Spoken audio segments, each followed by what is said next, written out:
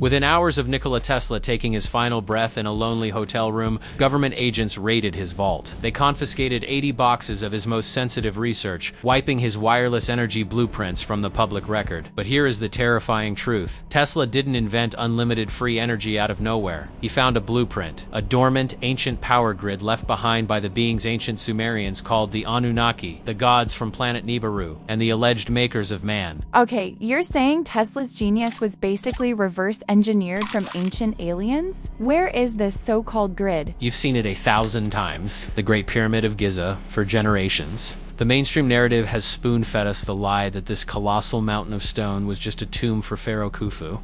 But if you actually look at it, there is zero evidence of an Egyptian burial, no royal artifacts, no elaborate wall art, not a single hieroglyph, and the ultimate kicker, no mummy has ever been found in any pyramid ever. You do not build a suffocating, unmarked, 6 million ton rock mountain with tiny mechanical ventilation shafts for a living god. Wait, literally no mummies? If it's not a tomb, then primitive guys with copper chisels definitely didn't drag millions of stones just for fun. Exactly, and the math proves human hunter-gatherers didn't build it. The pyramid's base covers 13 acres, yet it is perfectly leveled within 3/4 of an inch. Today, that requires advanced satellite lasers. It is perfectly aligned to true north within 1/15 of a degree, and it doesn't have 4 flat sides. It has 8 slightly concave sides, engineered to cast specific shadows only during the equinoxes. Whoever built this possessed a flawless mathematical model of planet Earth. 8 sides? And perfectly aligned to true north without a compass? That is insane precision. It goes deeper. If you take the exact height of the Great Pyramid and multiply it by 43,200, you get the polar radius of the Earth with 99.7% accuracy. Multiply the base perimeter by that same number, and you get the Earth's exact circumference at the equator. That multiplier isn't random. There are exactly 43,200 seconds in a 12-hour day during an equinox. The Anunnaki didn't build a monument. They built a functional, mathematical 1/43,200 scale model of the planet. Okay, so they built a massive mathematical scale model of the Earth. But how does a giant pile of rocks generate wireless electricity? Because it's not just a pile of rocks. It's a colossal geological circuit board, and they imported specific battery components to build it. The exterior of the pyramid was originally wrapped in bright white casing stones made of Tura limestone. They shipped these massive blocks from a quarry 500 miles away. Why? Because Tura limestone completely lacks magnesium. In physics, that makes it the ultimate electrical insulator. It was a giant containment shell. So they insulated the outside to trap something incredibly powerful inside. Precisely. Deep in the core, the inner chambers are built from a very rare rose granite, hauled in from hundreds of miles in the opposite direction. This specific granite is highly radioactive and composed of 85% pure quartz crystal. When you place quartz under extreme pressure or vibrate it, it creates a massive electrical charge called piezoelectricity. It's the exact same science that sparks a modern barbecue lighter or powers a watch, just scaled up to the size of a skyscraper. An insulated quartz mountain. It is literally the blueprint for a battery. But how do you turn it on without a power switch? You give them out in a chemical heartbeat. Beneath the Giza plateau lies a massive underground aquifer. As rushing water violently moves through these subterranean tunnels, it generates deep acoustic sound waves. The entire pyramid acts like a funnel, catching these frequencies and pushing them up into the structure. But the real raw energy came from a terrifying chemical reaction. Deep inside the Queen's chamber, there are 2 distinct sealed ventilation shafts. Don't tell me they were pumping something into those shafts. When modern engineers analyzed them, they found the northern shaft heavily coated with traces of hydrochloric acid. The southern shaft is stained with hydrated zinc chloride. When you combine those 2 specific chemicals inside a confined space, you trigger a violent, highly volatile reaction. It produces a massive, continuous stream of pure, highly pressurized hydrogen gas. Mixing hydrochloric acid and zinc inside a sealed rock chamber? That is basically a massive hydrogen bomb waiting to go off. Yes, and they designed an exhaust system specifically for it. The boiling, superheated hydrogen gas naturally flowed upward straight into the Grand Gallery. Remember, the gallery is made entirely of that quartz-heavy granite. As the immense hydrogen pressure builds, it physically squeezes the solid granite walls. The quartz compresses, generating enormous electrical currents that ionize the gas, making it highly conductive. But chaotic energy is useless. The Anunnaki needed to organize it into a beam. How do you organize a highly explosive hydrogen storm inside a cave? Along the walls of the Grand Gallery are 27 pairs pairs of empty slots. Acoustic engineers believe these held massive resonators, essentially giant tuning forks. As the energy sparked, these forks vibrated at exactly 440 Hz, naturally creating an F-sharp chord. From a physics standpoint, that specific frequency forces chaotic hydrogen atoms to perfectly synchronize. The gallery became a microwave beam, shooting straight through a tiny 8-inch shaft directly into the king's chamber. An F-sharp chord? Isn't that considered the natural harmonic resonance of the Earth itself? Exactly. They use the Earth's own heartbeat. In the king's chamber, there are 5 massive layers of solid granite beams weighing up to 40 tons each. And mainstream history calls them relieving chambers, but the tops of these beams are violently chipped away while the bottoms are perfectly smooth. The Anunnaki literally chipped away the stone mass, tuning a 40-ton rock like a guitar string until each massive beam resonated perfectly with that exact F-sharp frequency. That is terrifyingly brilliant. But does modern science actually agree that a stone pyramid can shoot electromagnetic energy? They proved it.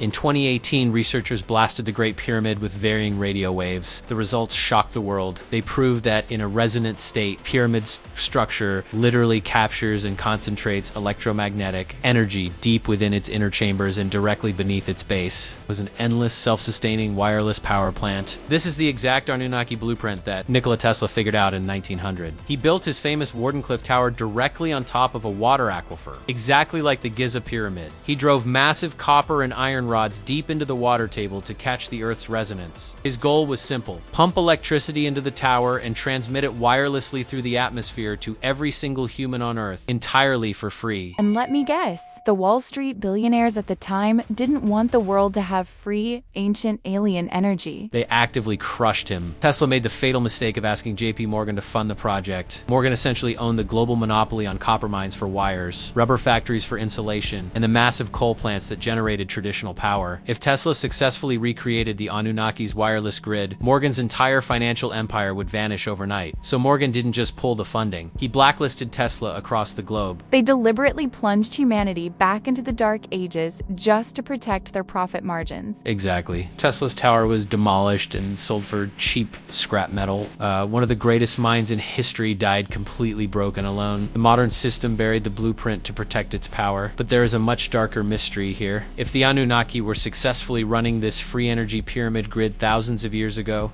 why did it stop? Yeah, if the machine was endless, what broke it? Did they have an ancient version of a Wall Street billionaire shut them down too? They suffered a catastrophic, terrifying meltdown. Inside the inner shafts of the pyramid, alongside the zinc and acid, chemists found traces of sulfuric acid and ammonium chloride. If you combine those elements in a pressurized, heated environment, you don't just get hydrogen gas, you get a massive, uncontainable explosion. In 2001, remote-controlled robots discovered intense scorch marks baked deep into the stone ceiling of the Grand Gallery. And it gets worse. Those massive 40-ton granite beams in the king's chamber, they're heavily cracked. The solid walls of the chamber have been violently pushed outward by more than an inch. You do not push tons of solid granite outward with a standard earthquake. Furthermore, they found a layer of salt an inch thick coating the southern shaft, which is the exact chemical byproduct of superheated hydrogen boiling violently out of control. Pushing solid granite walls outward by an inch. That sounds like a massive pressure cooker detonating from the inside out. The reactor suffered a critical, violent failure. But leading engineers don't believe the pyramid just malfunctioned on its own. They believe the Giza power plant was subjected to an external, planet-wide cataclysm, something so sudden and devastating that it wiped the Anunnaki grid off the face of the Earth. Wait, a planet-wide cataclysm? Are we talking about an asteroid impact wiping out the dinosaurs? We're talking about the end of the last ice age, during a period called the Younger Dryas. Roughly 9700 BC, mainstream science used to believe the ice age melted away slowly over centuries. But recent deep-core ice samples reveal a horrifying truth. The ice age didn't end in centuries. It ended in a single day. Astrophysicists now have evidence that our planet was hit by the mother of all coronal mass ejections. A solar plasma storm. So the sun literally scorched the Earth? A violent, massive solar plasma storm slammed into Earth, completely overwhelming our magnetosphere. Without the Earth's natural magnetic shield, massive plasma lightning strikes thousands of times more powerful than modern thunderstorms scorch the continents. In over 120 countries, geologists have found layers of rock that were instantly melted and turned to glass. It's a process called vitrification. We see the exact same glass on the surface of the moon because of that intense, instantaneous heat. The massive glaciers that covered 30% of the Earth's surface melted almost instantly. Imagine oceans of water violently rushing across the continents in a matter of hours. The sheer speed, volume, and pressure of this flood acted like a cosmic power washer.